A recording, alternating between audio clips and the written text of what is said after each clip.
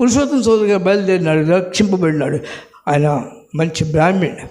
రక్షింపబడినప్పుడు వాళ్ళందరూ తోలనాడారు. అయితే నాకు ప్రభు ఉంటే చాలు, అయితే నువ్వు భ్రష్టుడివి, మా ఇంట్లో ఉండడానికి వీలేదన్నారు. బయలుదేరి వెళ్తూ ఉన్నాడు. తల్లికి వేసింది, ఒకసారి నా చేతి అన్నం తిని వెళ్ళు, నేను ఎంతో ప్రేమించాను, నువ్వైతే నా ప్రేమను అర్థం చేసుకోకుండా వెళ్ళిపోతున్నావు అని అంది. ఏం చేస్తావు?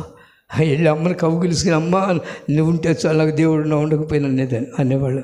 కానీ ఆయన అలా అనలేదు, పెట్టమన్నాడు. నువ్వు భ్రష్టుడివి, కానీ వెళ్ళి ఎక్కడ కూర్చో, నాయిపోగు దగ్గర కూర్చో అంది. ఆ నాయిపోగు దగ్గర కూర్చుంటే మధ్యగానే వెలుపుకొచ్చి దోశలు పట్టమని కన్న కొడుకి దోశలో ఎత్తి అన్నం పోస్తుంది.